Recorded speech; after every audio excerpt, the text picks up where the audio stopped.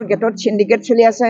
গৰু আনা ট্ৰাকত বেলেগ ধৰণৰ, মুৰ্গী আনা ট্ৰাকত বেলেগ ধৰণৰ, মাছ কণী যেনেকে মানে ৰেটটো নিৰ্ধাৰণ কৰা হৈছে বোলে।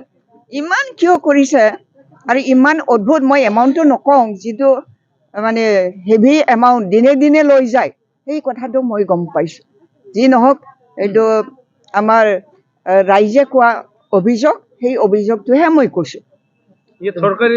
চৰকাৰী মানুহ কোনো জড়িত আছে নেকি, যেহেতু বিটিসি ইপিপিএল সৰকাৰ চলি আছে? মই ক'ব নোৱাৰো মানে, কিন্তু মোক কৈছে মানে ইপিপিএল দলৰ লিডাৰসকলে এই সিন্ডিকেটৰ পইচাটো লৈ যায়, সেই কথাটো মোক জানিবলৈ দিছে।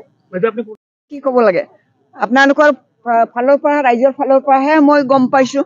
মইতো আচৰিত পাইছোঁ, কল্পনাই কৰিব নোৱাৰোঁ, আমি ভাবিবই নোৱাৰোঁ। আমি শ্ৰীৰামপুৰ গেটত যেতিয়া মই মন্ত্ৰী আছিলোঁ, তাত যাতে এনেকুৱা ধৰণৰ মানে সিন্ডিকেট নহয়, তাৰ কাৰণে মই মাজে মাজে, যেতিয়া মই এগ্ৰিকালচাৰত আছিলোঁ, মাজে মাজে আহি পেলাই মই তাত মিটিং কৰিছিলোঁ। কিন্তু আজি আমাৰ বিটিচি প্ৰশাসনৰ মানে লিডাৰসকলে এনেকৈ যে ইমান অদ্ভুত ধৰণৰ মানে সিন্ডিকেট চলাব, সেইটো মই কল্পনাই কৰিব পৰা নাই।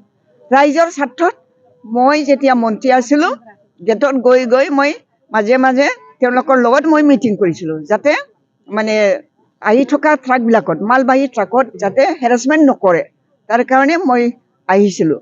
কিন্তু আজি কেনেকুৱা ধৰণৰ পৰিৱৰ্তন হৈছে নে, লজ্জাজনকভাৱে এতিয়া শ্ৰীৰামপুৰ, যিহেতু তাত সিন্ডিকেট চলালে, আমাৰ অসমত লৈ অহা মালবাহী ট্ৰাকৰ পৰা যিহেতু সিন্ডিকেট চলায়, তাৰ কাৰণে আমাৰ আৰু বেছি মূল্য বৃদ্ধি হৈছে।